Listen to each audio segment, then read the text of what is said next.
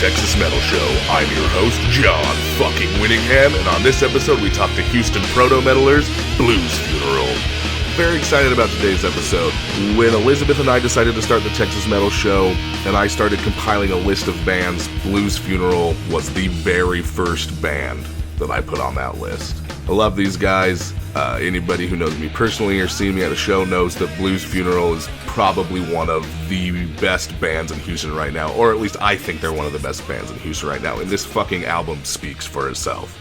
On this episode, we talk a little bit about the musical change in Opeth, the musical change with the Sword, why one seems to be more acceptable than the other. I personally like the new Sword album. I don't really understand why people hate it so much. We get a little bit into that. We talk about how I grew up with the Beatles and how maybe I didn't appreciate or like the Beatles as much, and then get a little crucified by the group. And we talk a lot about their influences and why they do what they do. Stay tuned, brothers and sisters.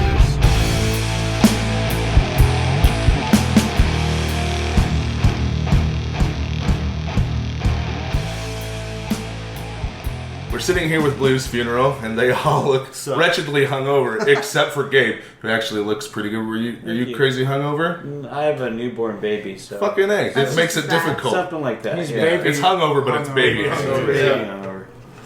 That's right. Yeah. All right. It's my great pleasure to introduce Maurice. Hey, how's it going? Gabe. Hello.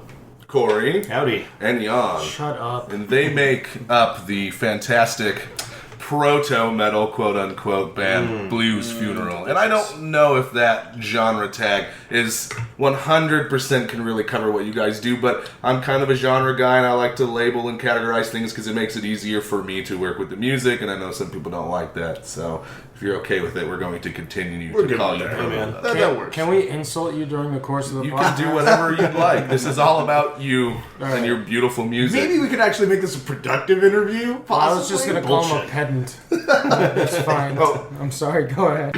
So why don't you guys give me a little bit of a background history on Blues Funeral and why you guys came to be and do what you do. Jesus. Yeah, so November 2014, three of us, Corey, Jan, and myself, were all in Sanctus Bellum, and in November 2014, Ben, our bass player, needed to pull the plug on Sanctus for whatever reason, so we went on hiatus for a little bit. Jan and I, for the longest time, had been talking about doing a project like this that would allow us to explore some more of our melodic influence, and particularly influence from the 60s and 70s involving a lot of Hammond organ. And there really wasn't a place for that in Sanctus Bellum. So when Sanctus went on hiatus, it was kind of like perfect timing to get involved in this. Jan and I talked and instantly decided that that's what we wanted to do. Got Corey involved because there's nobody else who could play drums for us that we know. So Corey filled the spot because you were there. Like by default, No. Well, we didn't know. By default, because he's the only choice, the only person that we would want to the play. only person you could feel would fit what you were trying to do. Is that? No, the only person that is amazing and can just do whatever you. So you were picked because you have talent and they enjoy that talent, not because you're like, fuck, he's the only drummer. Okay, let him in the It's band. like sometimes the government... well, I don't want to say too much. Yeah. Anyway, Keep in mind, they can't get rid of we're it. all a little hungover. So then anyway, Corey brought Gabe into the fold. They know each other from Carnegie Mellon. A couple of music nerds over here. So what Carnegie Mellon, for people who may not be familiar with that institute, is... The university in Pittsburgh, Pennsylvania. Is that like a mucky muck bit? Like if you're like, I went to Carnegie Mellon, people are yeah. like, holy fuck, really? Why are you wearing I a shirt that say says it fuck every you? day to random strangers, and they're like, "Oh, excuse me, you must be so smart." Anyway, I'm sorry, Maurice, I interrupted you. Go on. No. So anyway, the four of us kind of got together, and I had a couple songs. For instance, Autumn Dream, the first track on this record, was a song that originally I'd written to play in Sanctus Bellum, and I had most of it completed before we were going to play Days of the Doomed in Wisconsin, but we ended up going with a different track to play for that show, so it didn't end up becoming a Sanctus tune. So I kind of had that in the back pocket. It was already going in a different direction than most of the Sanctus stuff, just where my head was at from a writing perspective.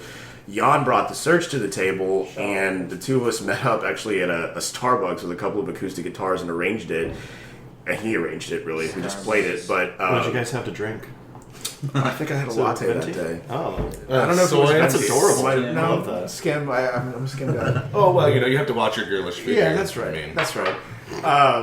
But that was the first song that we arranged, and ultimately that's what became the album title. Is The Search. We thought it was fitting because of that, and the fact that song, and I think this project as a band is kind of a reflection of our search for a certain sound musically and a goal that we're trying to achieve. And the song is about like my search for things in life, so it's like got a triple meaning.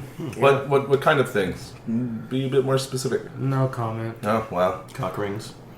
Yeah, it's trying to find the right the place. elusive Do you search. use a 6-inch diameter or a 7-inch elusive diameter? Do you like the kind that's just a solid metal ring, or do you No. like the plastic ones with the ball bearings that just dig into the base of your cock? I have a plastic. I have a little gummy one that has room for one of those little bullet vibrators. Oh, Under that's what we your balls. use. Yeah. I prefer a smooth That's too much cedar. information. I thought we were comfortable with each other at this point. Listen, before we get any further, in Poland we have this tradition where you pour a shot for the next person and you wish them something, and then Okay. they pour a shot for the next person and so on. So just when you hear random people saying like, I wish you a longer cock or something, just don't worry about it. I wish you a longer cock. So, tell me a little bit about Autumn Dream. No. Or In what sense? Like, this is the first song we're going to play on this episode, which will be coming up shortly. What's the song about? What does it encompass? I've not heard it yet. I'm sure I have. What I mean is, I have The not been able to recorded sit yeah, down and you haven't listen to heard it the at my masters. house with the Sure, lyrics sure. and go over it and kind of which mull song? it about. Autumn Dream. just Musically, it's kind of a combination of a lot of different influence. The intro, especially the harmonized guitars, a lot of Wishbone Ash kind of influence in that. With some of the more acoustic stuff, it's fairly obvious that I like Opeth, so we'll just leave it at that. And then a lot of the harmonized guitar stuff is, there's probably even just like a dash of Thin Lizzy in there a little bit too. But in general, the song is about lyrically the pursuit of ideals in a way, and how people really push themselves to try to come close to perfection, but it results in disappointment. I'll leave it at that. what? Now I really want to sit down and listen to it. I thought it was just about some chick in the woods. Well, okay, so on the surface, right, it's about this guy who has killed and killed again. I wish it would apparently. make more sense. You basically he's describing the scene of a murder essentially at the beginning of the song, because you find this woman whose body is discarded in the woods by a tree, an old oak tree. And then so like there's a lyric about her scarlet tears, right? That's blood streaming down her face. There's a lyric about it recalls the first time the raven cried for me. Sang for The me. raven being a bird of death, right? So this isn't the first time that he's done this. So on the surface, yeah, it's kind of macabre, but you get into it and there's a lot of underlying context. I kind of like to leave it open-ended so people can decide what it means to them. But to me, it's about kind of this pursuit of an ideal and getting too close to that, essentially. Almost like an Icarus kind of thing. Like you fly too close to the sun and it results in disappointment. That's actually pretty interesting. I should actually look at the lyrics more often. It's like banging away like an oak. Just go at the drums and you're like, Yeah. I don't care Cool, what guys. I don't care what they're saying. Hey, Let's just yeah, play some it doesn't badass matter. music. So I think it is most appropriate after that eloquent description of this song that we take our first musical break a little bit earlier than I normally like to do in the show, but I don't want to move on to our next subject and lose that feeling.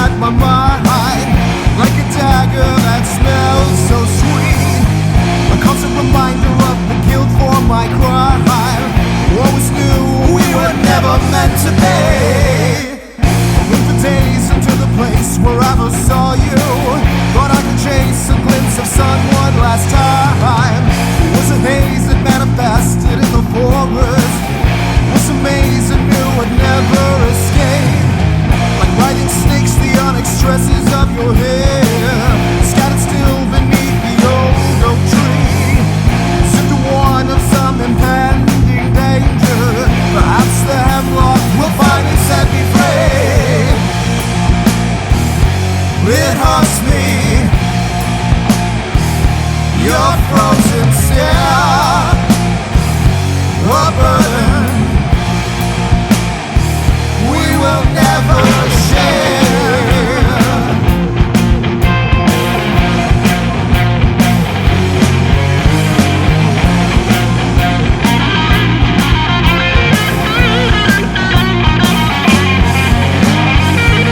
Skeletons that hide your emerald eyes will call the first time the raven sang for me.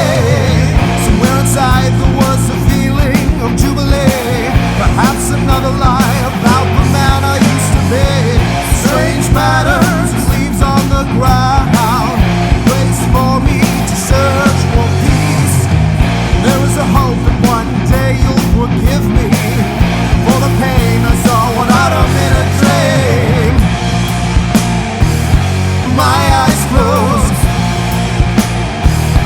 lying next to you. It's over now, the life we never knew.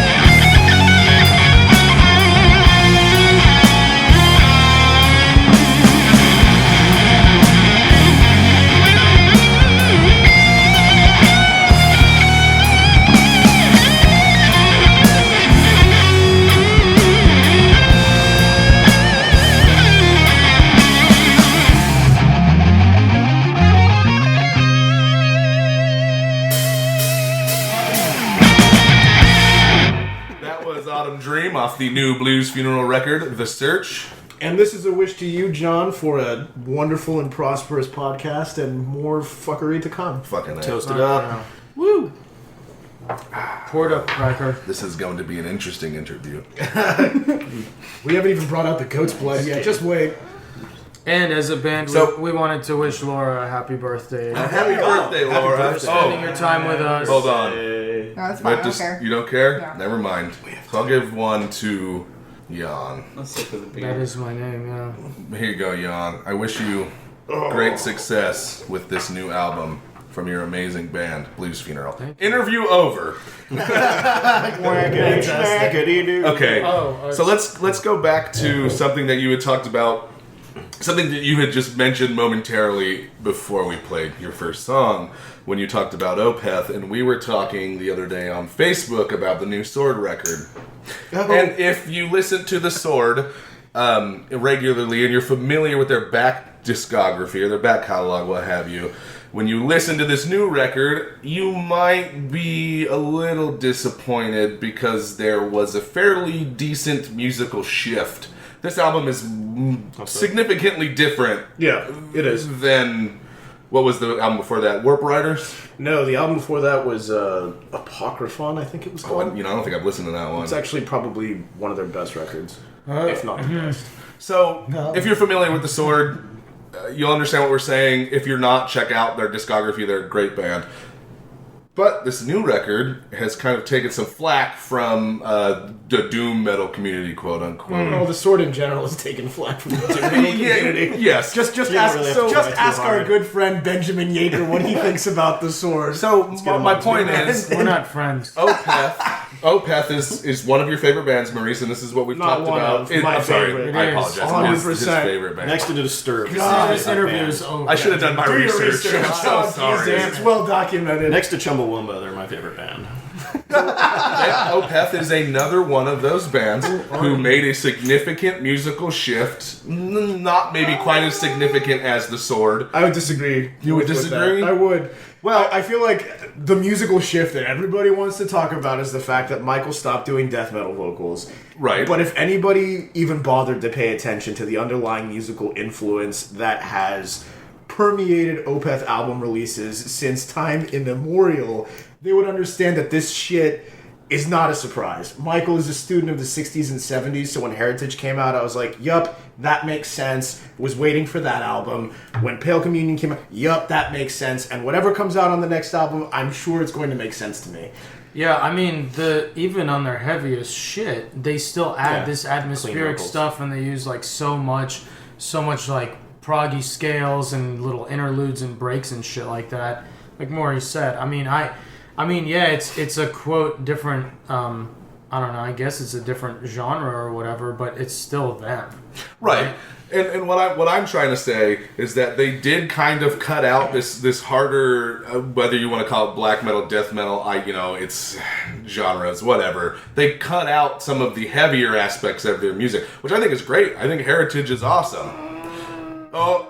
So I'm gonna be a little bit of a pedant here. No, go. To me, heavy and distorted are two totally different things, right?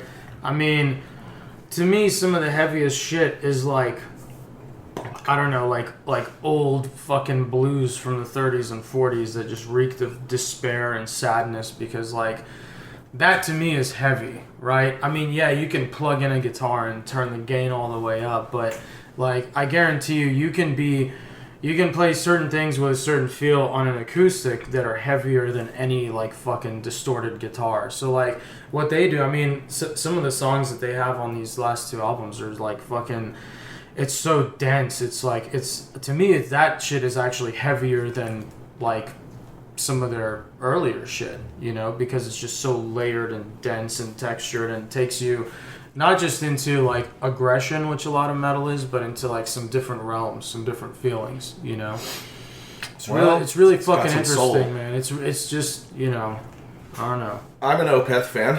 I started listening to Opeth. Blackwater Park was my first Opeth album, and then when they put out Heritage, I was super excited because Michael, whatever the fuck his last name is. Ackerfeld. Ackerfeld? You're in his Acker- presence, man. Ockerfeld. You got Well, you know what? Whatever. The Shut dude up. from Opeth that sings, the guy.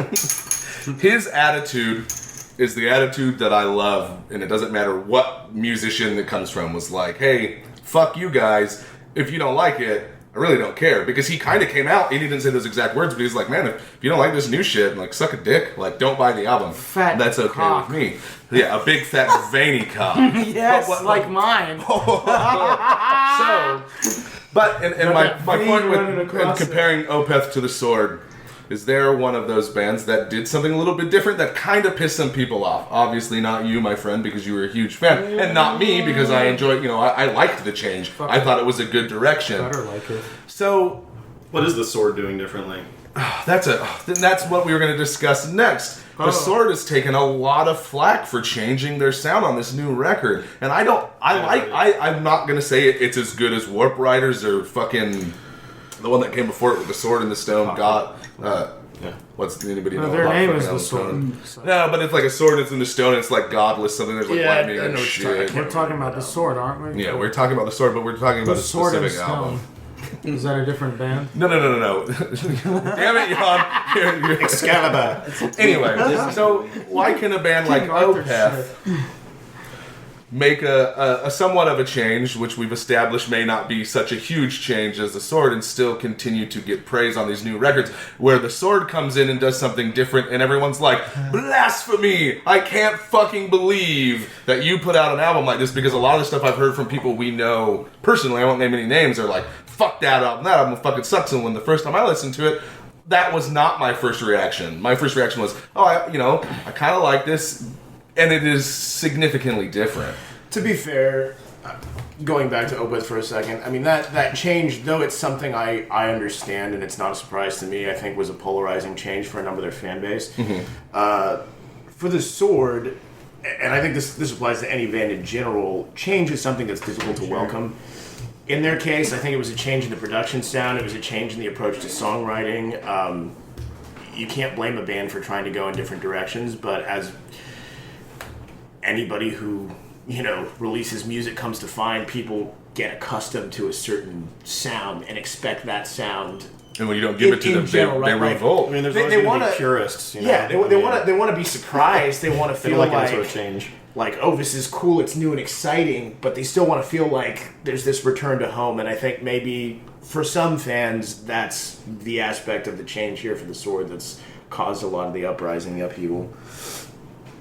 I agree. I mean, it just seemed, I guess to me, and before hearing Jan put it so eloquently, like, to me, I kind of felt like it was a little bit unfair that so many people I know are like, fuck that record, because really, it wasn't like, oh, that record's okay, but I don't really like it. From certain people we know, or that I know, it was like, yeah, fuck those guys. That album fucking sucks.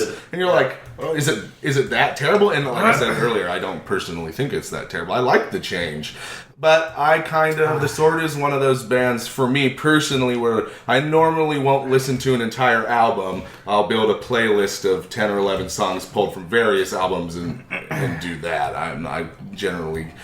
I like instrumental shit, but I get tired of it. I was tired of instrumental shit when I was a kid listening to Metallica, and then for some reason that carried over into my adult life. And to have a majority, 3 or 4 instrumental songs on the album, they have to be really good for me to really like, fuck yeah, get into it. And the Sword's instrumentals sometimes bore me, so I have a hard time listening to it.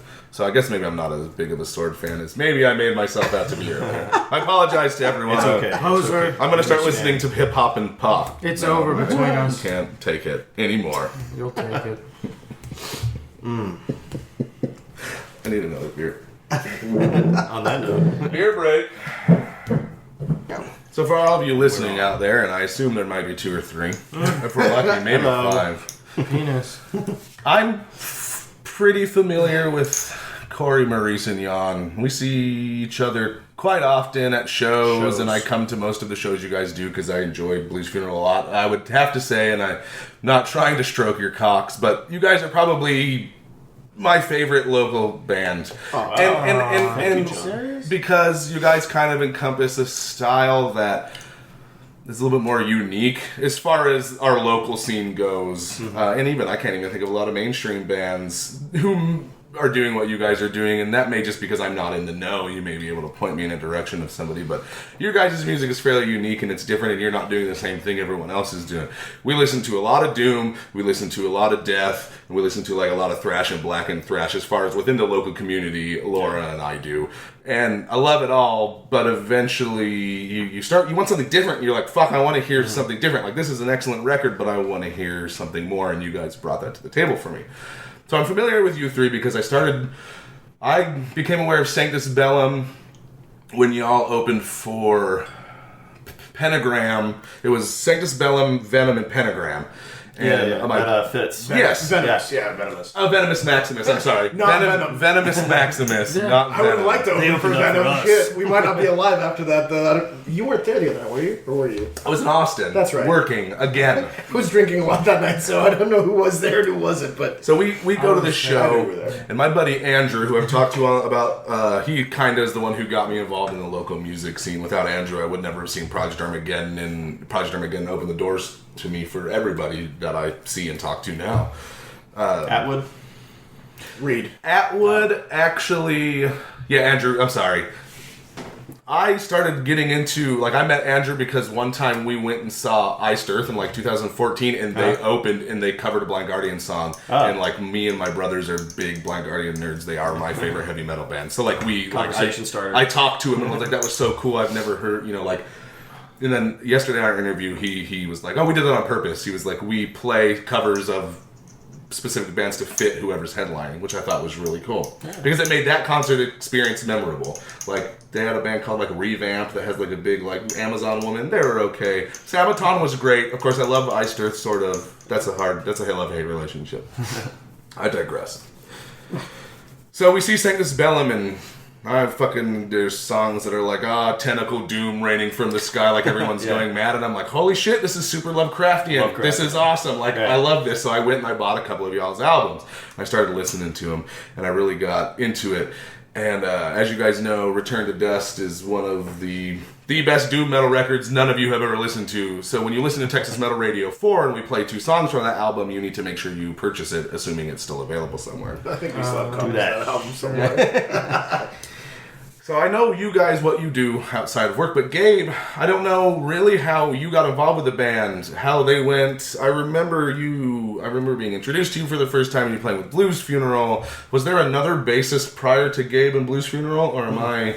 Gabe's the original. It was Ben, and then Ben was in Sanctus Bellum. Ben's never been in Blues Funeral. Oh no, yeah, I'm saying Ben, slimy little fucker. Before me. So I moved here. I moved to Texas about 2 years ago, coming from Pittsburgh. And I moved down for work, and Corey and I are good friends. Like, we talked about that from Carnegie Mellon. And yeah, he just gave me a call one day.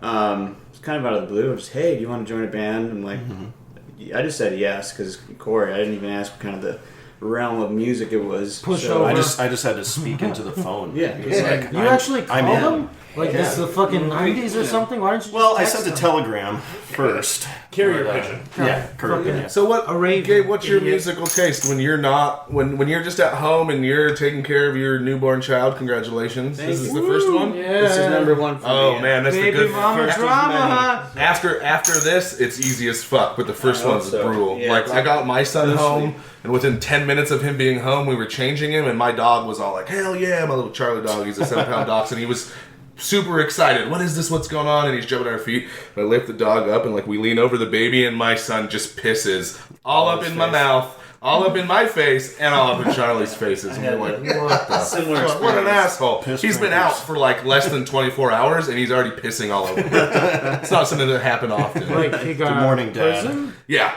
the womb. Oh. Yeah. Well, these guys are. This is pretty new to me. This music in general, the scene. I grew up in the Northeast, up in upstate New York, near like Ithaca, that area, and it was pretty hippie music. Grateful Dead, Oh, Fish, God. that kind of. Sorry, guys, sorry. But yeah, more of a jam band. So like when I was in high school and I was in college, I was in a lot of jam bands and stuff like that. Delete And I'm a classical musician as well. I play jazz, I play blues, I play all kinds of music. So this is a new style for me, but as a professional musician, it's just another language. So Has playing a Blues Funeral and spending time with these guys and learning about the various influences, if you pay attention to Blues Funeral on Facebook, normally, on Thursdays, you guys post like, here's some obscure prog rock from 1968 that nobody's heard of. Yeah. I've never really listened to it, I'm sorry. But playing with these guys and learning about their tastes, has that like led you into anything that you had not listened to prior that now you're like, holy shit, man, I really like this heavy band that I've never heard of? And thanks, Maurice, thanks for turning me on to those guys. Absolutely. I mean, before even the first couple of rehearsals, I thought we were just going to jam, whatever, rock through some tunes. But these songs that Maurice and Jan have been putting together are really complex. It's not just your 1, 2, 3. There's some really twists and turns in these songs you can hear on the album. So all this stuff is really kind of opening my mind to different kind of Opeth and just a lot of local bands too. Just being aware of it. Hundreds of them. Getting it's fucking ridiculous. It's hard to grasp, but yeah, I'm getting a better handle of So that. your eyes have been opened, doors, Yeah, and it's absolutely. like, holy shit! Yeah, I love it. I mean, it's another genre. I love metal. I love I love it. So Yeah, I played a little bit of classical music when I was younger. I played the viola for 3 years. Sorry. I loved it. And I was like a rebellious, like, shitty kid. And I was like, fuck, I'm not going to play this anymore. This fucking sucks. And now as a 30-year-old, and I look back, I'm like, I wish I had never stopped playing that. I wish today I could pull out my viola and be like, fucking knock it We've out. been talking with Benjamin Yeager. You tell me all about these awesome Japanese bands. You gave me like a whole list. We were at Maurice's bachelor party the other day. So I mean, there's just so many. Yeah, that fucked up. But so there's a lot of things I need to discover still. But anyways, it's a work in progress. So I'm assuming they've introduced you to some doom metal.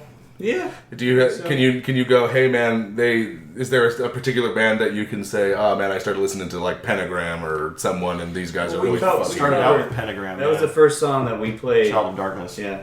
Just to like. Well, technically that's Demon. Well, Demon, yeah. Get it right. Same family. The first song we ever played together was Sunshine of Your Oh, Love. sorry. Yeah. And that's Cream. Yeah. Not Pentagram or Demon. Or Blind Faith or Traffic. Good or band. Derek and the I heard Dogs. they were a good band. Or Deep Purple, though we played one Or of the those. Beatles. Two of those also. A couple of those, yeah. I hate the Beatles.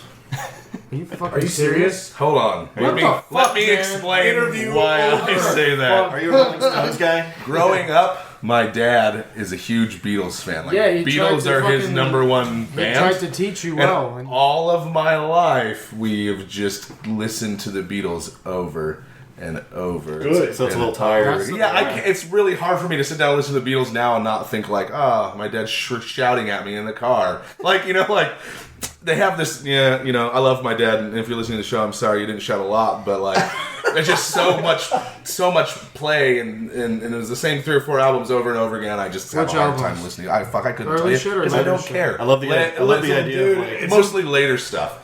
He was a little bit. Show more some into the later respect. stuff. I'm so sorry. Abbey all the great fucking stuff? Road. Abbey Road. Before you move on, I do want to say that any kind of genre of music, I guess only the most stubborn folks who just are stuck on one kind of thing, they're fucking assholes. You gotta open your mind to shit, man. I mean, that's most all of our I'm audience. saying. There is a lot of music out there, and this Right. is just another language. And that- Abbey Road. And that kind of goes Seriously, along with what I was saying about my dad. Like, he has listened to the same, 5 or 6 bands, and growing up, that's all we listened to. And it's like, now I'm sending him, There's so much. DUEL songs. I don't know if you guys are familiar with DUEL Yeah. from Austin. Yes. Excellent dudes. Yeah, they they're put good out some dudes. fucking amazing music. And I'm like, Dad, there's this really great, Pink Floydian breakdown in the middle of this song. And, I think you'd really enjoy it. Why don't you take a listen to it? And I'm trying to broaden his, because he's fucking in his mid-60s. He was in Vietnam, so he comes from that era and he likes that kind of music, and it's the kind of music. This is my stepfather. I have 2 fathers, and they both had musical influence. One of them introduced me to Black Sabbath and Metallica, and the other one introduced me to Pink Floyd and the Beatles. And Abbey Road. Yeah, so we listen to a lot of Abbey Road. he keeps screaming about Abbey Road. I'm going to take one song off of Abbey Road that you should go back and listen to now. You've heard it. You've probably heard, I think Coroner covered it too, which is interesting. You can listen to that. But I Want You, She's So Heavy by the Beatles off Abbey Road. Okay, I'm going to write that down so I don't forget. Write it down. The intro is really interesting because Harrison's got this deal where he's playing basically a D minor progression, but it's so much more complex than that because he's using common tones and he's using this high F note as an anchor position so that every chord he plays contains this high F note. He's using chord substitutions. It gets really fucking complex even though the melody is very easily absorbed. It's very just kind of, you hear it and you think it sounds simple, but it's not. There's so much more shit going on, and that's one 5-second snippet of one Beatles song. You got to go back and listen to their discography, man. Probably the worst song on the album. That's, you know what? If that's your opinion, whatever. But I think that song is fucking tits, and there's a lot of shit in the Beatles discography that you can't just dismiss without going back and checking that shit out. Okay, My favorite one, I will do since that. we're on the topic, my favorite one, I'm embarrassed to say I don't remember Today the is name your that well. birthday. That one? And that's not on Abbey Road. Well, it should be. But it's not. Well, I was just talking about the Beatles. little late in for general. that. We're talking about Abbey Road. Favorite one off Jesus. Abbey Road is Sun King. That it's super psychedelic. It's only 2 minutes long. So what- They sing in Italian. And I will shit. purchase a copy of Abbey Road on vinyl. Oh, hold on. Let me talk about something that pisses me off real It'll be quick. expensive. So I go to Barnes & Noble the other day, and if you listen to the show, or if you know me personally, I collect digital, vinyl, and cassette. I don't do CDs. They sit in a drawer. I have a 64-gig iPhone for a reason. Yeah, well, I was made aware when we saw Black Vice, Peasant, and Crawl at the House of Creeps a couple of months ago that there's a really big cassette trade in like the crossover thrash black and thrash black death community. They make tapes because it's cheap. You can make an album on a tape and it doesn't cost you very much. And it sounds like shit, but that's somewhat of the appeal to that style that they're going for. Sound that bad. Well, I'm just like... Compared we could talk about production all day long. I'm sure we could do a whole episode about production and various aspects of why I hate overproduction and blah, blah, blah, blah. Back to my original point. Walk into Barnes & Noble, and Barnes & Noble has embraced this vinyl. Vinyl has seen a resurgence. I'm sure you've all known in the last few years, vinyl has come back. You can get a brand new vinyl set up for $300, which really is not bad, and you can start listening to records. And the reason I started listening to records is we saw Destroyer of Light a couple of years ago, and they ran out of CDs. And I wanted to get their new album because I really like those guys. And he said, man, look, the vinyl's like $5 more. You get the vinyl, but you get a digital download.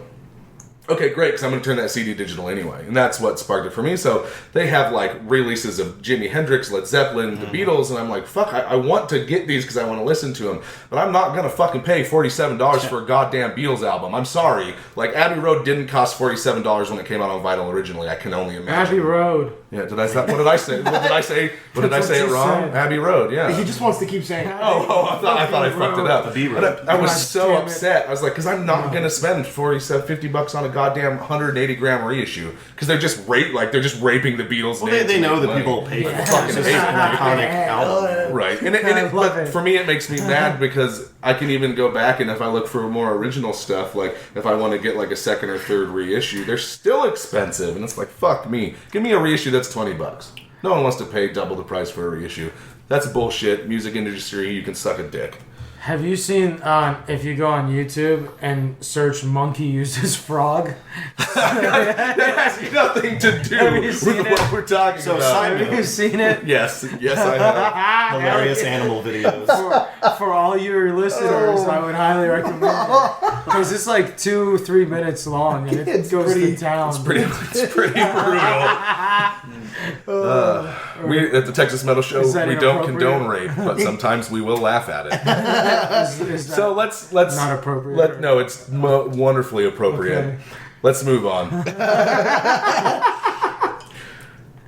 So Abbey Road. let's talk about no longer Abbey Road. I'm sorry to anyone who may be offended by me not liking old rock and roll. I'm sorry. I'm an asshole. Fuck. I'm an asshole. I'll stop doing what I'm doing.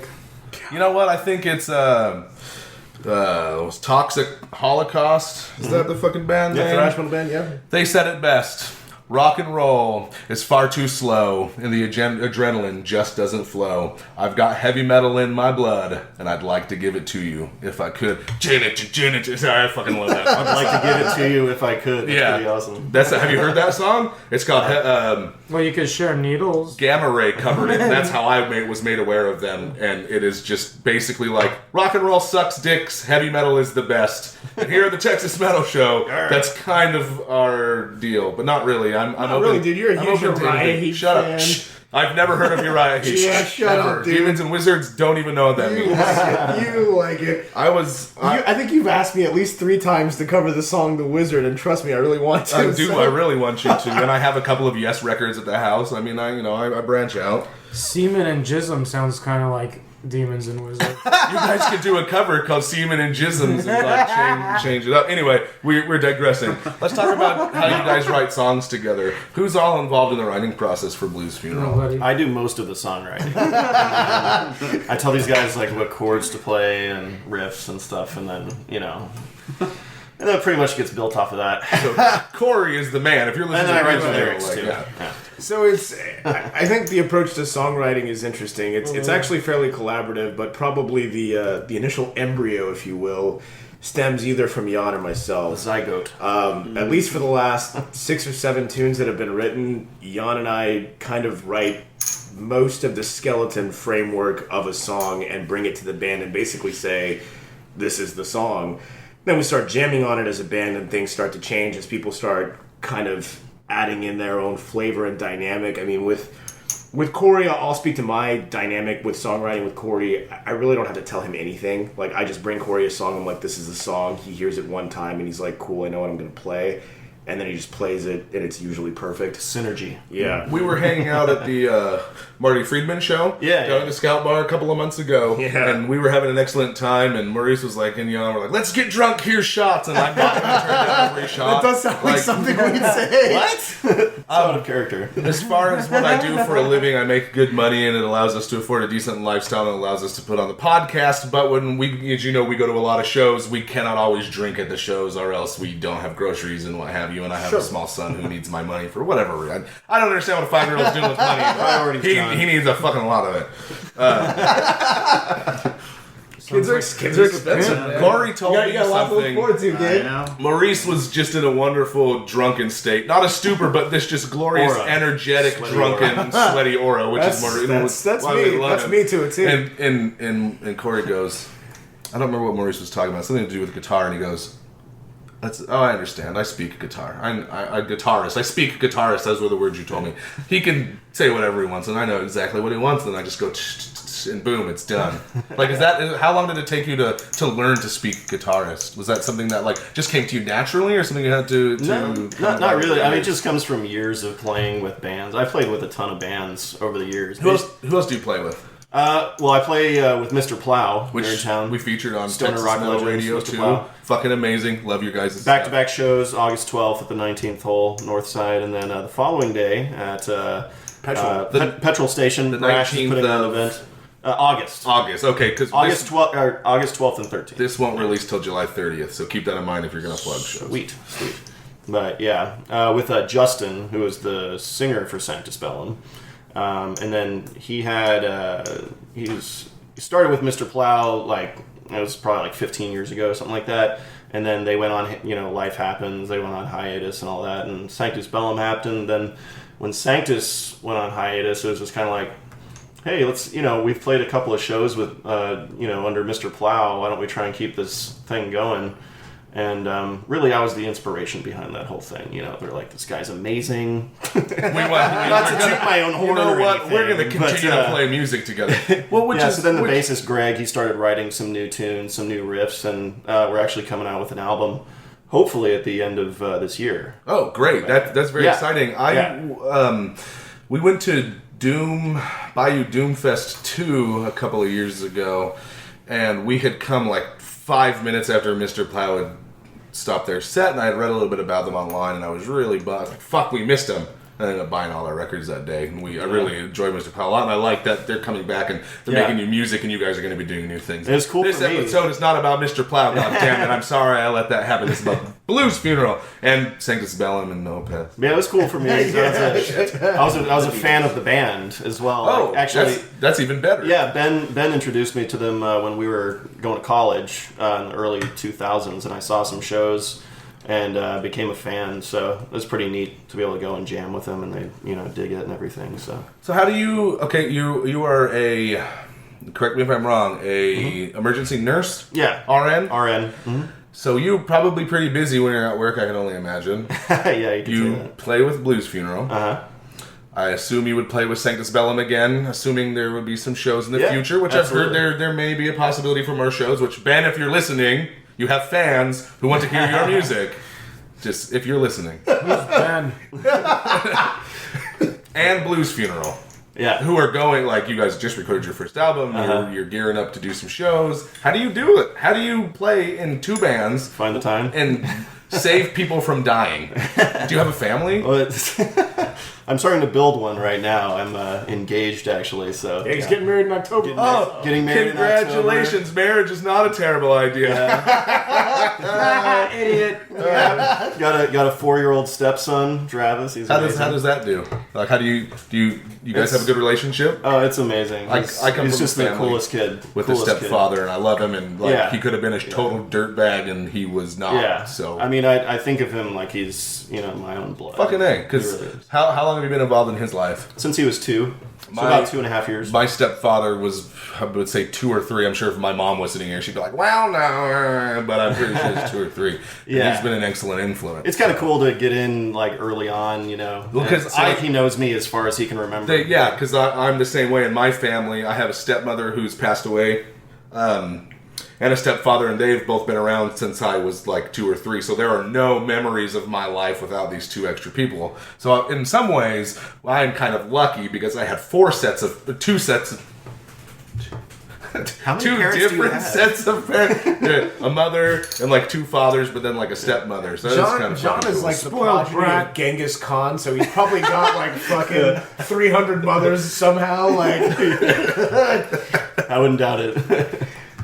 All right, back to the writing process. Yes, I take multiple paths. It's hard to follow. to piggyback off of what he was saying before about guitarist speak, right? Just to give you an example. So we're working on a new tune that we're going to unveil at this show on the 30th, which incidentally has some pretty strong Opeth influence, but whatever. And we get into a part where I've got this little break, and in between these chords I play, I wanted Corey to have kind of like a drum solo moment in between each of these little punctuated chords. Basically, I just say to Corey, here's the chord, here's the space that you have to play some drums. I'm kind of thinking like a, shigga-digga-digga-digga-digga-digga-digga kind of thing, like over this space. And Corey's like, That's actually really good rhythm talk as well for guitarists. I played with a lot of bands over the years, and I always make fun of it because they're like, can you put something here like... like that's literally what it sounds like. That's And I'm like, not what drums sound like. I'm sorry. so then I have to like interpret that and be like, okay, so you want something that doesn't sound like garbage, I right? hate guitarists. But Maurice is I hate actually very good at it. So like I'll tell him that, he's like, oh, you mean like this? Then he just does it. I'm like, yeah, exactly like that. That's cool. But most of the time, I just bring stuff to the table, and Corey's like, well, I'm kind of feeling this right here, and he just plays it. I'm like, yeah, that's kind of what I heard in my head, except better. So that's good. So you're open to Creative input. right creative input, and I talked about this on the Scourge show, which we did yesterday. But if you're listening to the show now, this episode will actually air before the Scourge episode. So keep your ear out for that because there's going to be some good shit.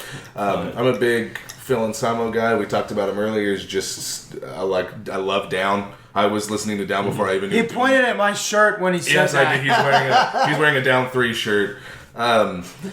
I didn't know doom metal was a thing when I was introduced to Down. This was years before I ever decided that I wanted to listen to Candlemass or Pentagram. Let's peg some bands into a genre real quick and piss some Everyone people loves off. Candlemass, God dude. damn it. Well, they were the Candlemass opened the doors to Pentagram and Witchfinder General and Angel Witch, which were some of the best like new wave of British heavy metal doom that came out. I love new wave of British heavy metal. If you're listening to this show, there is a travesty going on in our country, and it's called the New Wave of American Heavy Metal, and it fucking sucks. Fuck off, America. Do not take that title away from the Brits. There's like 2 good new wave of American heavy metal bands, and the rest of you suck. I never even heard of that before. Oh, it exists. I think technically Lamb of God is considered, Really? right? Like a new wave. Yes, Lamb of God would be considered new wave. Yeah, sorry, metal nerds. I love Lamb of God. I'll tell you. No, I you love Adler, dude. No, I love the band. Dude, Adler's dude, a badass drummer. No, but not only that, but like they grew Everyone's their ass gonna off. make To it be They grew their to ass be off. fair, It's great. I listened to 2 Lamb of God albums for a week straight over and over because a friend of mine was like, I am the type of person how do I say this? When Iced Earth put out Framing Armageddon, which was the second album they did with Tim the Ripper Owens, who is one of my top 5 favorite wailers. Ripper's badass. He's fucking amazing. I hated it. The first listen through, I was like, what the fuck? This sucks. Like, I love Iced Earth. I'm a huge Iced Earth fan. I hate it. And I hated it.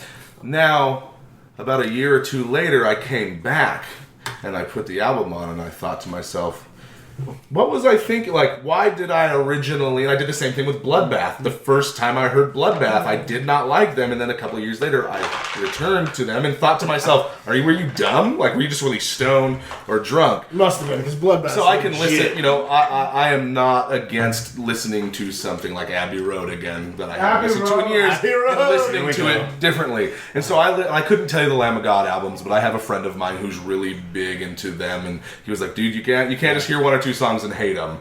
So Yeah, well, I mean, like my thing, I always try to justify it. I don't know why, but I'm not like a huge like Cookie Monster vocals, fan. that's a derogatory term, and I don't appreciate it. I'm just saying. Anyway, but maybe it's just because, like, you know, being a drummer and all that. But like, I love a really, really great like rhythm section, groove heavy. That's why I love stoner rock so much. You know. So I mean, like, they don't have like a ton of like high flying guitar solos and stuff like that. But I just think like they're a real tight unit. And they like kill it live too. What would you recommend for me to go home and listen to one Lamb of God album and really sit down? I always find headphones. Headphones are where you get it. You know, you put on some headphones, you go for a walk, and you really just focus on the music. What would you? What would I'd you say recommend? like Sacrament's pretty badass. But That's totally wrong. but actually the album that I don't listen to them all the time, but like the album I would listen to the most is their live album, Philadelphia. Mm-hmm. That's what kind of like turned me on to them. I was like, holy shit, like these guys are like killing it live. One thing I find working with the Texas Metal Show, we all have our defined borders. We all know, for the most part, what we do and what we don't like. And when we know we like something, we know exactly what we love about it. And when we don't like something, like Andrew from The Scourge, we really know what we don't like about it. So for me personally, what the Texas Metal Show has done, because this show is kind of egotistical for myself, I love talking to you guys and any band. I love that we come to your house and we talk for an hour. Can I say something? You actually don't want to use a reflexive pronoun like myself unless you use the antecedent of that pronoun in the sentence. So, I, myself, would like to do X, but you can't say myself would like to do X. So John was just talking about how much he likes to hang out with us. Yeah, so which is ironic. That disappeared really quickly after saying that. Anyway, So I, Just fucking myself, keeping it real. I have been trying to keep an open mind. And here's a good example. There is a band from Clear Lake area called Blood. It's either Blood of an Outlaw. I think it's Blood for an Outlaw. It's Blood of? Yeah, Blood Okay, of an I Outlaw. apologize. If you're listening to this show, Carrie, I'm sorry. I think it's Blood of an Outlaw. And they are a deathcore, metalcore band, and I could be using the wrong genres, and we've already talked about this. And that's not something that I got into. There's a one or two, like there's one Carnifex album that I can enjoy. I recently listened to a Rings of Saturn album that I didn't hate right away. And then there's like Winds of Plague. I know the first Winds of Plague album is great, and because the female keyboardist, when she plays, I feel like I'm playing Final Fantasy III again. Like she must have played the original Final Fantasy games when she was younger. Because Maurice it digs really... Trivium a lot. Oh, that's so not true. Oh, Maurice is a big trivia fan. So I try to keep an I open fucking mind. hate Matt Heafy. Just so everyone's clear on that, I fucking hate Matt He Heafy. loves the Trivium. If I can, what did Matt Heafy ever do to you? Loves He's the released cock. shitty music. if I can find Trivium. one or two things about the music that I enjoy, I can build on those things and not hate the music. And the reason I'm doing this is because with the Texas Metal Show, we are trying to reach an audience. They don't want to just listen to the Black Death, Grind, Doom, and Stoner Metal I listen to regularly. I want them to listen to my show because we talk about the music that they enjoy. It's been interesting. I've listened to a lot of stuff without naming any bands. I don't want to make anyone upset because everyone's a pussy. Good point. You know, I've really had to broaden my horizons when it comes to metal and not keep myself in a box. When I was younger, when I was a kid, when I was 17 in high school, it was fucking Slipknot, Korn, Limp Bizkit. Oh, yeah. And people are like, oh, you like metal? I love Slipknot. And I'm like, no, this is the second Cradle of Filth album, and it's 10 times better than anything you'll ever shit out because Slipknot sucks and fuck Korn, because I was real... fucking, like, this is heavy metal, and this is what it is, and you're like a poser piece of shit. Of course, you think I'm like 15, 16 years old at the time. And that is something I've tried to move away from, but it's really fucking difficult. It is really hard to get away from the walls and the barriers you build with your musical taste. Yeah. And it's this show has really helped with that. Yeah.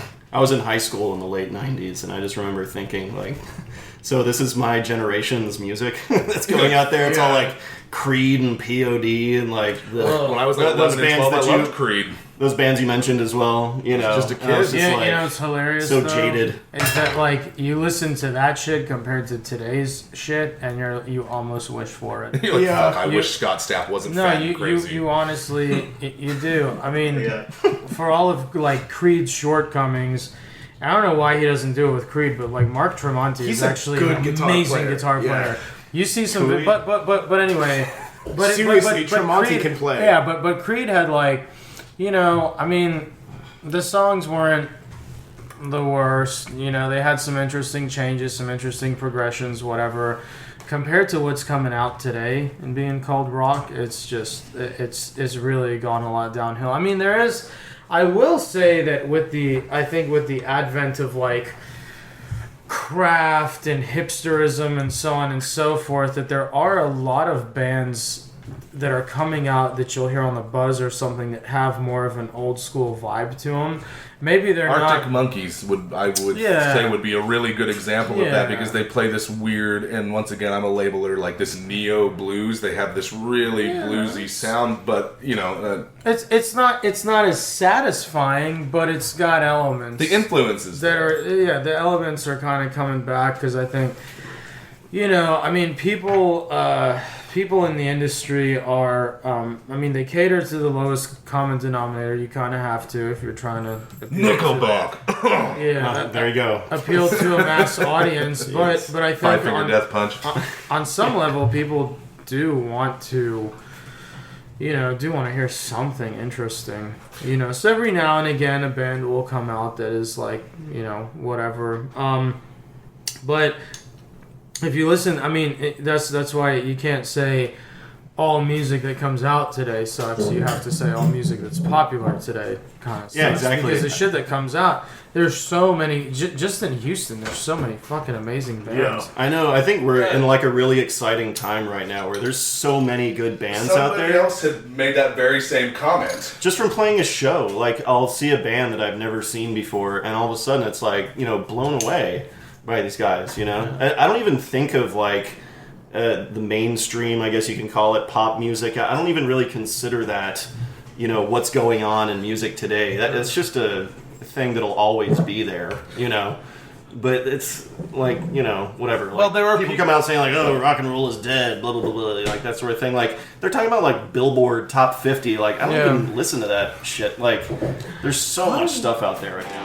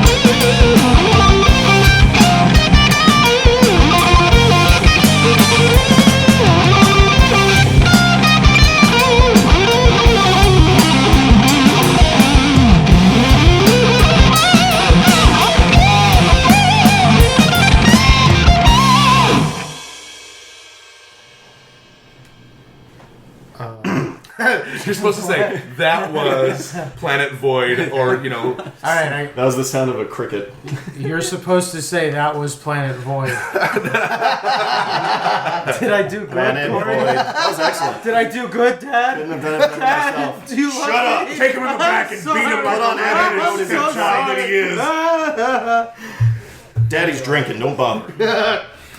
so that was Planet Void. And Planet Void is that's mine. Like Maurice said, we usually bring like songs to the table. One of us does, and Planet Void was mine, and it actually does very much relate to the state of like mainstream, not just music, but mainstream everything. If you kind of listen to the lyrics, it's just about chasing empty, meaningless shit and destroying yourself and destroying your planet and everything just in the pursuit of those types of things. And I don't know, like maybe 3 or 4 years ago, I guess when I turned 30, which we were talking about that earlier, it's a terrible time in life. You just your body just goes down. The body's fucking awful. But Like, why is heartburn a thing? You start thinking, and I mean like you just start thinking about mortality and your legacy and everything. And you start thinking about like what's important in life, And there are so many people who float through the world, through their lives, just not really doing anything meaningful. And they're maybe enjoying themselves. They're just kind of living these average existences. And like that to me is that's hell on earth. It's just like it's what are they doing? What are they doing for themselves and for the planet and everything? They're just kind of pursuing the next shiny thing and not really doing anything productive or special with themselves. So that song is kind of like my frustration about that, is like, it's like, Jesus Christ, man, like there's so much that people can do, That kind of feeds into, like, for me, when I hear what you're saying, I start thinking about the Texas Metal Show. And I'm sure I've told you guys this before, and it's something I've commented on the show before, and if you're a regular listener, and I hope you are, and if you are a regular listener, thank you. We started doing this show, really, because Lemmy died. And I'm not a big Motorhead fan, and not because I don't like their music. I've just not had a lot of exposure to Motorhead. Nobody was like, "Hey man, check out this Motorhead album." Obviously, I'm familiar with the singles, with the popular shit, and I love it. Yeah. But like, I understand the influence that they had on the type of metal, the type of music that I love. And he died, and I got fucking shitty, fucked up, blackout drunk that night because it was weird, and a weirdly emotional thing for me, even though I didn't know the guy, and I'm not a big Motorhead fan. And I kept thinking to myself, man, what am I doing with my life? This guy did everything he wanted to do, and he lived his life the way he wanted to live his life, and like, I'm just working a shitty job I hate to make sure my son gets to go to school and he has everything he's taken care of. What am I doing for me? Like, why, I have to do something to make me feel good about me. And I was like, Texas Metal Show. Bing! Hell yeah. Oh, if only you could see the skinny picture of Maurice. I don't know what happened. He looked so good in that picture with Lemmy. Yeah, I think I was maybe like, I don't know, 22, 23. I can't even remember. So how was it, like 10 years ago? Fresh years young ago? babe. Fresh young Mo eggs. So, Faced. Oh yeah, look at you. Hanging with the Lenny. Texas Metal Show exists because I feel Jesus. like one day I'm going to Like an die. Arabian prince. Yeah, you look like a criminal. For you, His eyes are too close. His eyes are too close. for everyone who is trying to like a listen to criminal. the show, we are passing around Good a picture, very though. young, beautifully skinny picture of fat Maurice. Well, no, Maurice who is fat now. But that's why the Texas Metal Show came about, because I felt like we needed to be doing something more, or I needed to be doing something more with my life instead of just wasting away. Yeah. And that kind of falls into that category. Dude, that's awesome. It's not, and like what you guys are doing, which, by the way, I mean, I think we all definitely agree on this. What you guys are doing is fucking badass, and without Thank you. what Thank y'all you. are doing Yeah. with this show, It's huge. like it's a lot of music wouldn't get the exposure that it deserves. Just a lot of really good bands in Texas and everywhere else in general. But I was gonna say is that also like doing something for others. I mean, yeah, you guys are doing this for yourself, but you're really doing this for others, right? Because This is free. I put my time and my money into this, and like, Yeah. because I'm not a musician. I'm not saying I couldn't be a musician. If I were to take guitar lessons, I'm sure I could pick it up. I played an instrument before. I'm obviously smart enough to do it, but I don't have the dedication. I don't have the drive. I am not... I can't practice. I can't make myself practice every day. And that to become proficient at an instrument, you have to practice. Yeah, it's Trust me, it's not easy That's for what us people either. say. I wasn't done with my fucking thought. I'm sorry. But what Sorry. I was gonna say is that by doing something for others, I think that's where like real, true satisfaction comes, and like you can, you can say, oh, if you just do something for others to make yourself feel good, that's a way of being selfish. But there's nothing wrong with feeling good about, like, I mean, what you guys do makes you guys feel good because you dig metal and everything, but you're also really doing a really fucking valuable service, and not to put ourselves on too high of a pedestal, with Blues Funeral, but we really do pour hours and hours of time and just putting these arrangements together. Yeah, we're definitely satisfied with it. It's satisfactory for us. It gets us off. We love listening to it and everything. But we also want to give. I think we all want to give our listeners something fucking interesting to listen to. Like we had these touches, not necessarily. I mean, yeah, we do feel nice about them. We're like, oh, like when we added the acoustic stuff in the studio last minute. Oh, so good. Oh, this shit will sound really awesome, and we were real happy with it. But we were also like, man, when people listen to this, they're gonna hear this other dimension to the music. It's like so much more 3D. So that's so really doing shit like with others in mind. I think is probably the path to satisfaction in my humble opinion. I agree with you. There's nothing. I'm sorry, Maurice. No, it's cool. To me, and you brought it up earlier. You turn 30 and your body starts falling apart and your anus starts falling out your ass and you get fucking you get heartburn all the time and it's awful. I've had some health issues recently that make me really sad. Just a disaster. Just fucking awful. 30 years old is so bad to anyone who's older and laughing at us right now.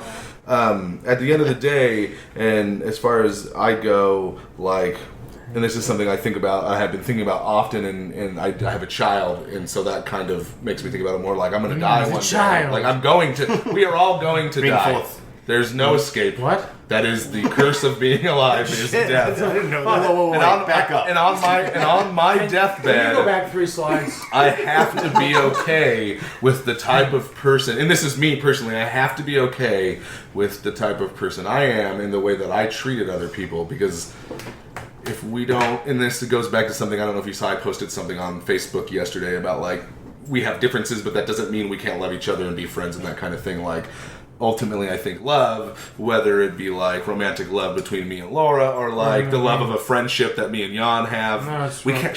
Your wife might be listening. Oh, don't bring that up. Like, that's the only thing that we have at the end of the day. And if you spend your life as a shitty, selfish person amassing wealth and fucking everybody else, like, how are you going to feel when you die? Because as far as I know, there's not an afterlife. It certainly is a great thought, and I wish that I could go back to believing in that. But once you break that mirror, once you break that window, it's hard to get back in on the other side and not see the cracks.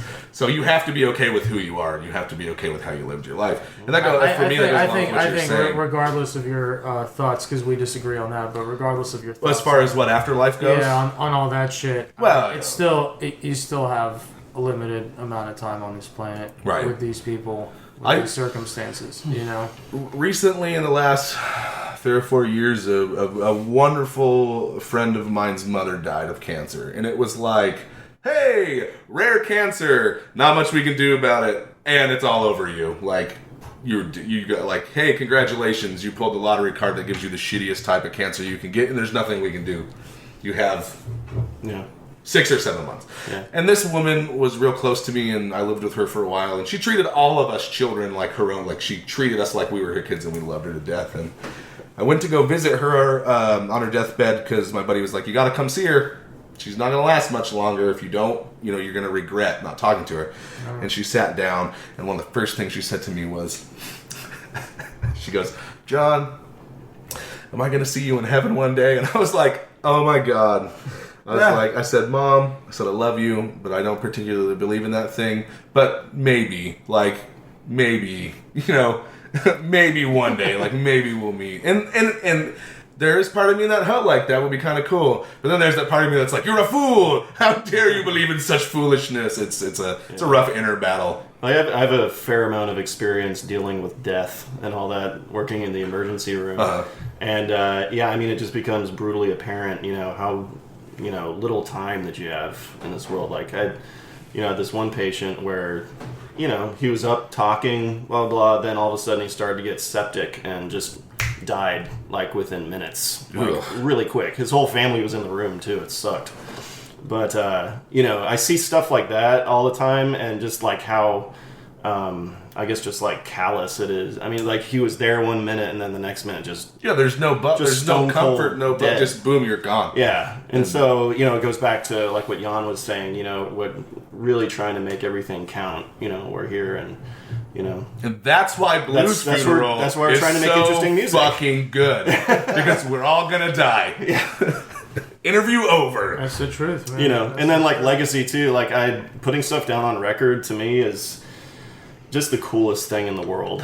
And because it immortalizes you basically. And I'll be able to leave this to my stepson Travis, and he'll probably end up hating it one day when he's a teenager, and then end up loving it when he's 20s. I get it.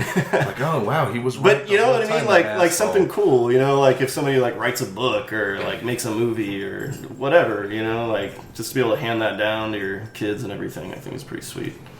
Mm-hmm. And going back to what Jan was saying too about just wanting to do something for others and kind of get some satisfaction out of their enjoyment. We posted a song on Bandcamp earlier this week, and it's kind of been floating around. The coolest thing to see was some guy that none of us know in Brazil. I paid him.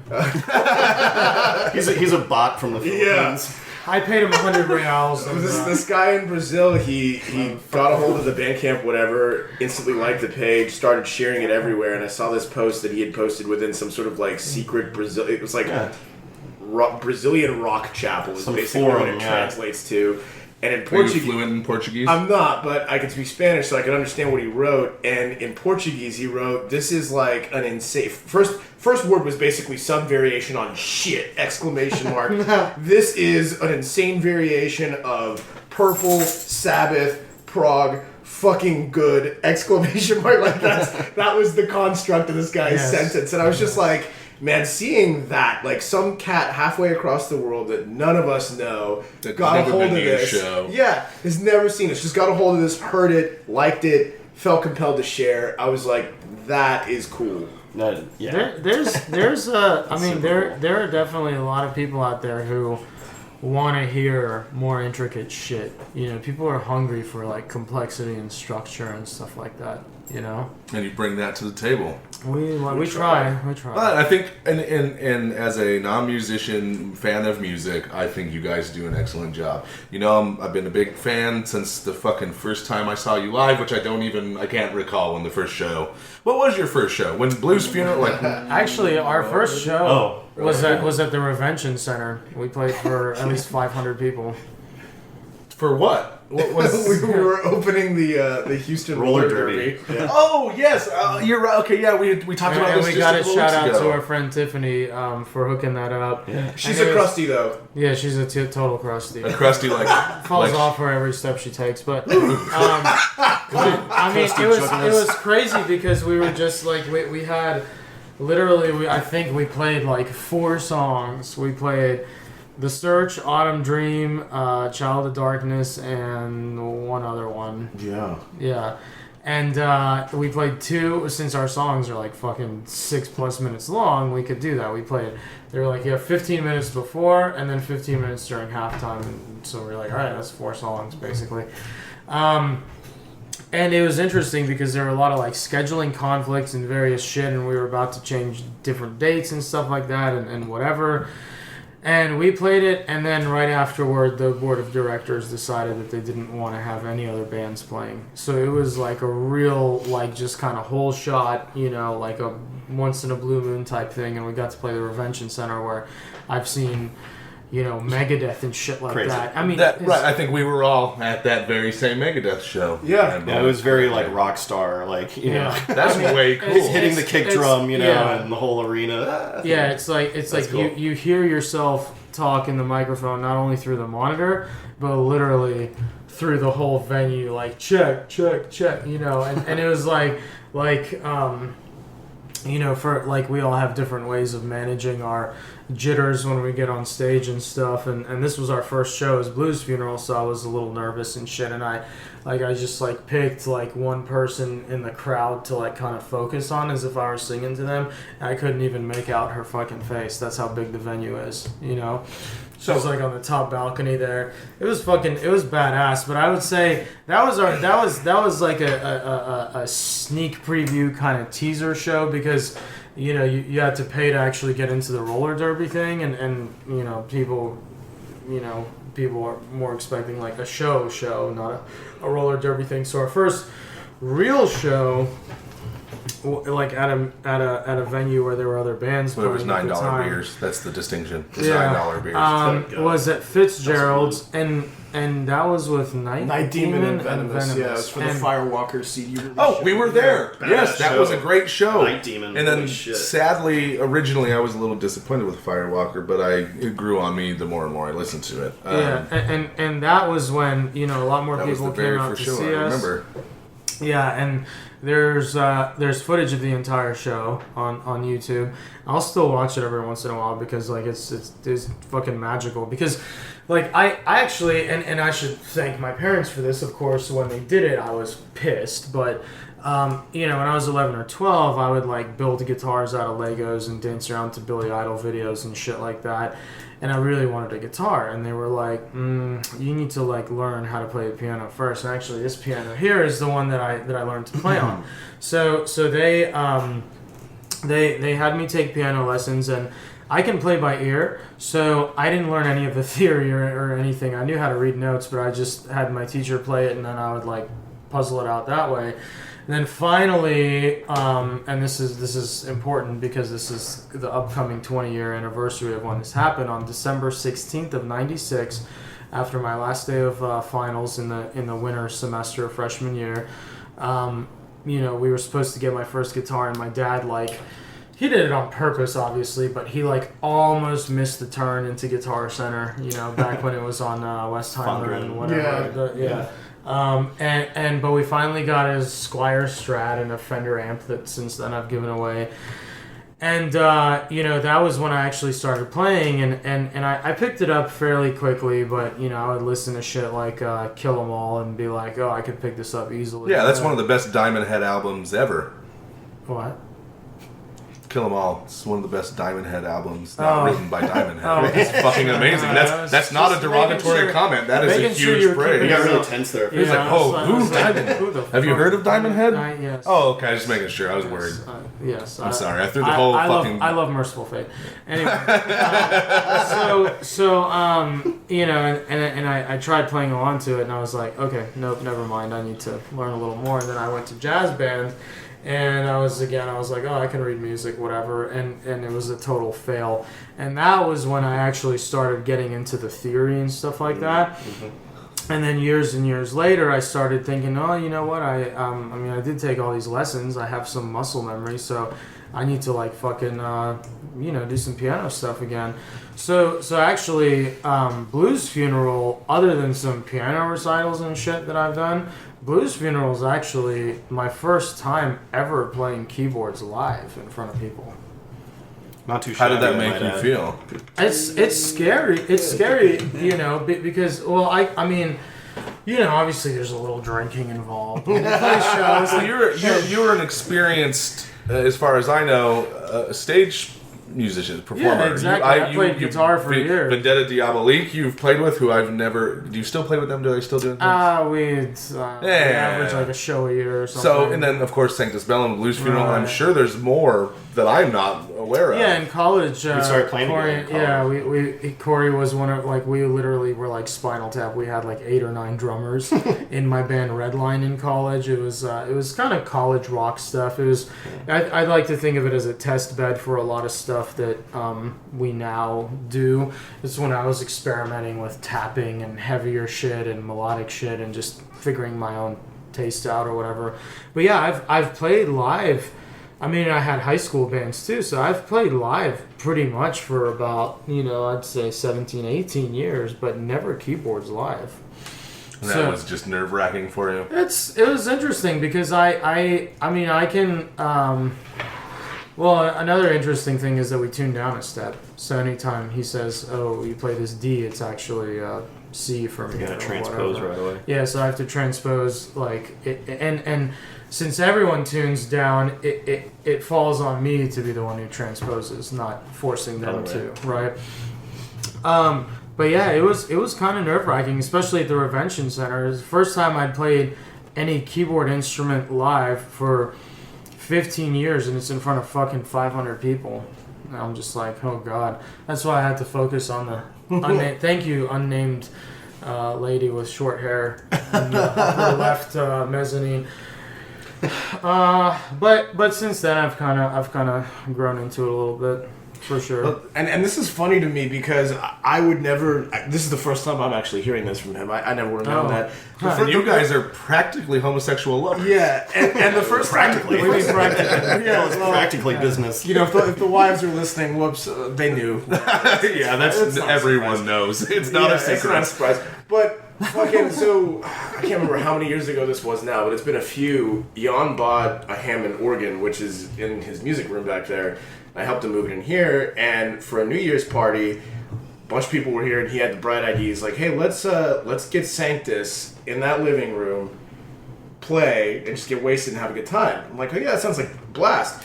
So when the night comes, he has his organ set up in there, and he's like, "Hey, so I'm gonna play all my guitar parts, including my solos, on the organ." Yes, that was And I was just like, "Sure." Why the hell not? And then I see him, like, beer in one hand, just like fucking swigging from the bottle, ripping solos with his other hand, just fucking tearing it up, note for note. And I'm like, fuck, he could actually do that. Like, that's really cool. That's the first time I ever saw that out of him, and I'm like, That's man. what Blues Funeral Wunderkind. Yeah, kind of. It was so like, I was like, lightning bolt, thunder clap. it was kind of like we could do that one day. I was like, we should do that. Like, why? Yeah, basically, like, my secret desire is to be like John Lord. Yeah, Like, dude. that was actually a really fucking fun night. That We played, party like, was curling balls like out, a dude. and- Yeah. Sadly, that was fun, man. we're gonna have to wrap it up. We're not done yet. Yeah, we're not keep going. We can continue if you guys want to do like an hour and 45-minute episode. I'm down. I don't give a fuck. No. So let's do it. Lock it off. You screwed yourself. So something you had talked about earlier, you had said that your family, your parents,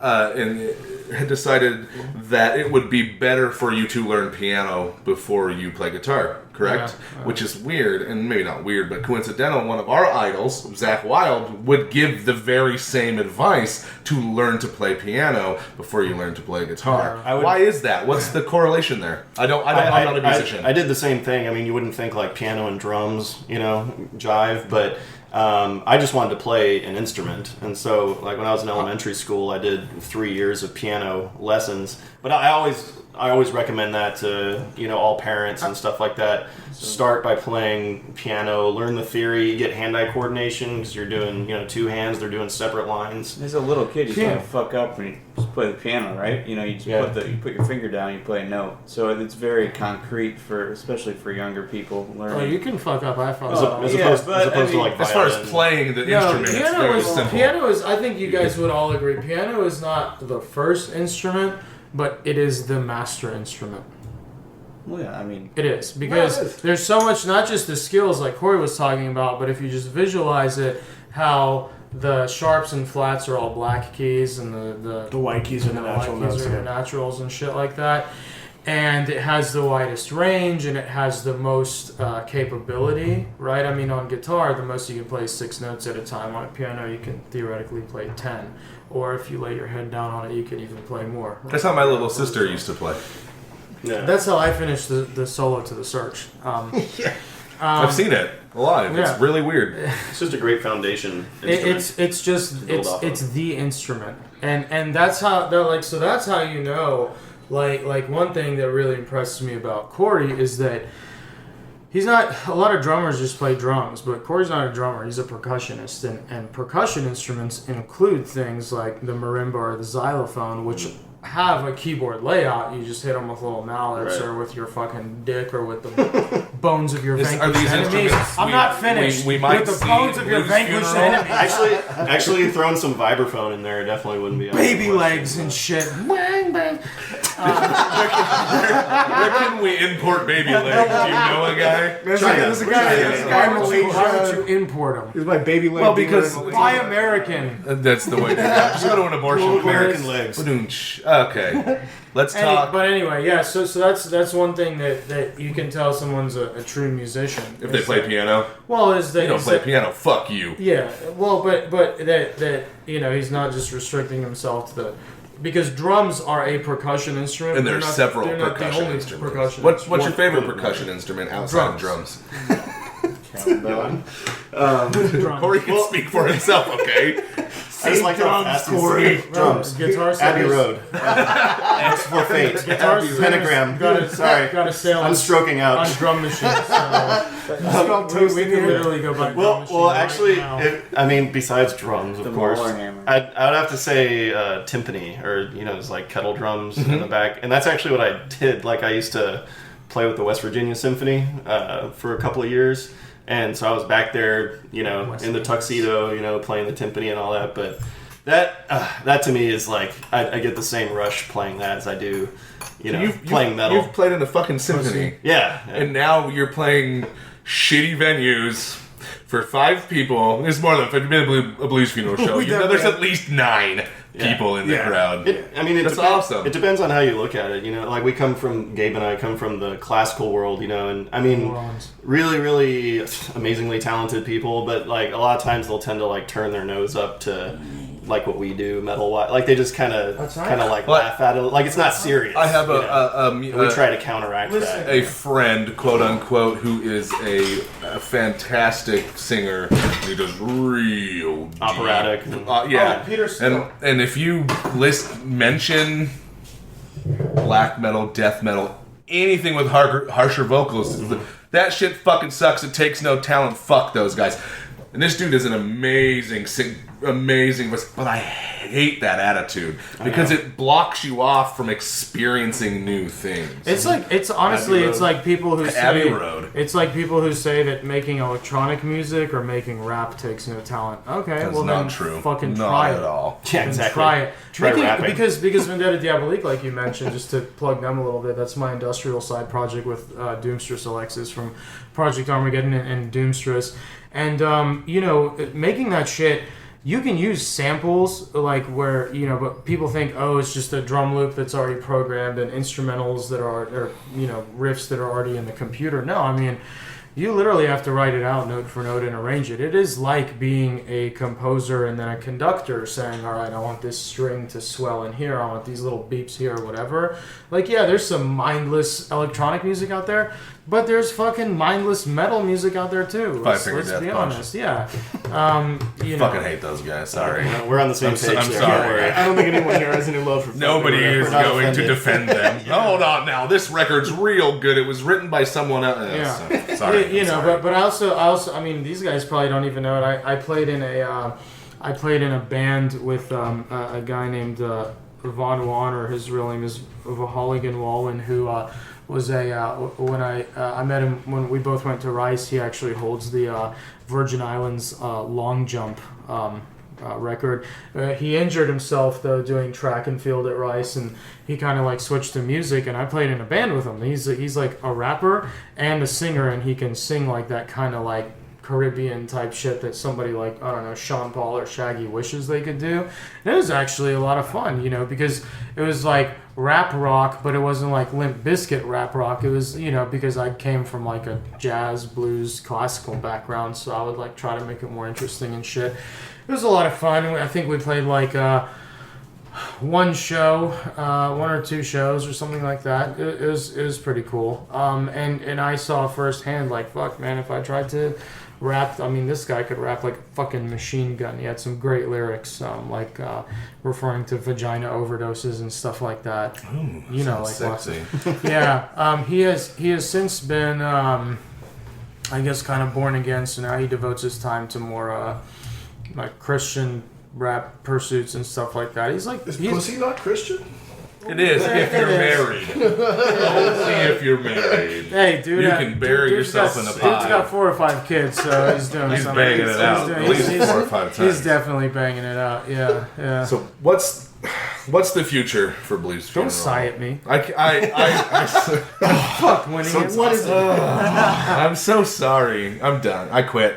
Texas Metal Show is over. Delete this amazing interview. What's the future hold for Blues Funeral? Are you guys already working on material for a second album, even though your first album isn't even fucking out yet? It is out today. You may purchase it at some fucked website. Gabe yet, so that would be one thing. Oh, can I come over and watch? No, So here's the funny man. part. The funny part is, right, we've recorded the album. There's 6 songs on it. We've probably got, between Jan and I, another 6 songs that are basically done. We just have to arrange them. yeah.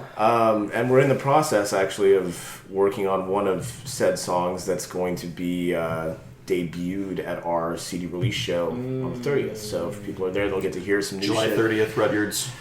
Yeah. They'll get This will be released on July 30th. So excellent timing. They So won't hopefully be- you were there. Yeah, hopefully you're there. Hopefully you saw it and heard it. If you're hearing this and it's 11 in the morning tonight, there is a show at Rudyard's that starts at. Doors are at 8, I think. And Come early. They have Music excellent at food. 9, we play- The man. Texas Metal Show will be there, and we'd love times. to talk to you and drink with you. I could really use a So burger Blues right Funeral is now. going places. We're not going to stop hearing from you guys anytime soon. No, dude, we've got another album's worth of material basically done. We've just got to arrange it, and I think the biggest thing that we want to do, I don't know time frame wise, but I think everybody here really wants to play Europe. Yeah. Can I come with you? Please. I'll be your roadie or like Yes. bitch boy Totally. merch guy. Do it. I'll do. Document I the have whole a thing. passport. We Do it. should shout. We should also shout out to Tiffany for getting us the show. Tiffany is also one of our roadies, and Marcus has also been great, taking photos and video and roadieing for And us the and D. shit like that.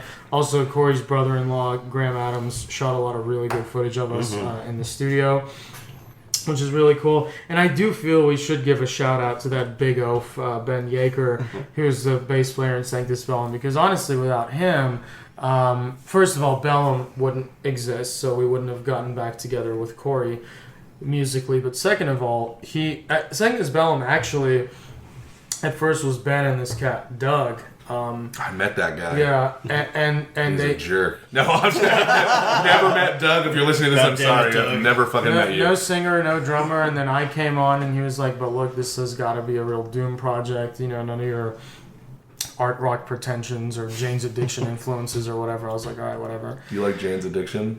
I do, actually. out.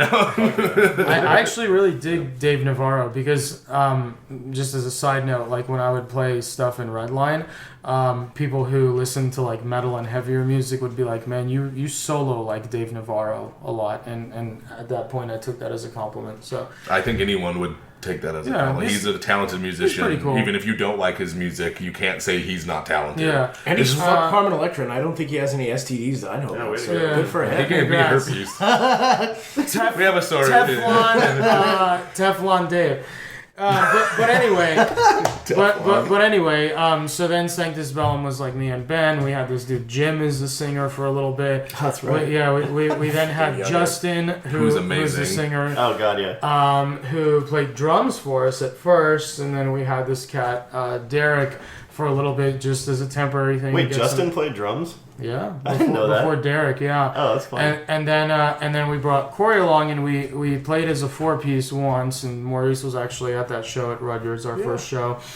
So long story short, Ben actually brought Maurice and I together. I mean, we probably would have gravitated towards each other at some point Eventually, anyway, yeah. because we're both into metal and we both work at the same company and shit, so we probably would have met. But Ben brought us together in a musical context. We had some reservations because we had a really good dynamic going with the four of us, but it was the best thing that ever happened to Bellum, and then obviously it created Blues Funeral ultimately. So we do have to give a shout out to that big oaf because, you know. I would like to interject. Ben, if you're listening to the show, You're stupid and ugly. and I really hope that you are listening to the show. Thanks for the ride last night. Sanctus Bellum has done some amazing work. They've put out some phenomenal songs. You have fans. Those fans want to hear more music. Children are overrated. Heavy metal is not. So I have one more question for Blues Funeral. Oh. Before we go. Oh, no. What is best in life? To crush your enemies, to see To them driven before you, to hear the lamentations of their women. Thank you very much for being on the show. I love your stuff. I can't wait to listen to the new record, and I can't wait to see you guys tonight, even though it's like a whole month before the show happens right now. I was going to say Abbey Road and also playing xylophone with baby legs. Okay, on the count of 3, I want everyone to shout Abbey Road. 1, 2, 3. Abbey Road!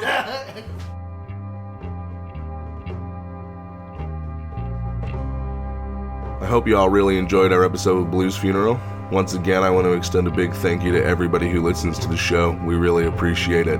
If you enjoyed what you heard on today's show, you can pick up a digital copy at bluesfuneral.bandcamp.com, iTunes, and Amazon. I'm not 100% sure when physical copies will be able to be purchased, but as soon as we have that information, I'll post it on our Facebook page, so look out for it. One other thing I keep forgetting to talk about on the show, there are various different apps you can listen to the show on. You don't have to use SoundCloud. You can get us on iTunes, Google Music, Stitcher, Pocket Cast, Player FM, TuneIn, Overcast, and Podcast Addict. If you listen to the show and there is a format or platform you want us to be on, shoot me an email at texasmetalshow@gmail.com, and I will make sure the show gets on the app you enjoy using. Also, as always, if you want to hear your music, you want to send us hate mail, any of that shit, shoot us an email. I will get back to you, especially if you hate us. This one goes out to a friend of mine. I don't know if she listens to the show, but she's currently losing her father, and he is just being one badass old man about it. If you're gonna die, die with your boots on. If you're gonna try, well, stick around. Gonna cry? Just move along. 'Cause if you're gonna die, you're gonna die. And always, Hail Harris. Don't forget to check out the End Hip End It Music Festival coming October 22nd to Old Town Spring. You can pre-order tickets at endhipendit.com or click the link in the show notes below. Stay tuned.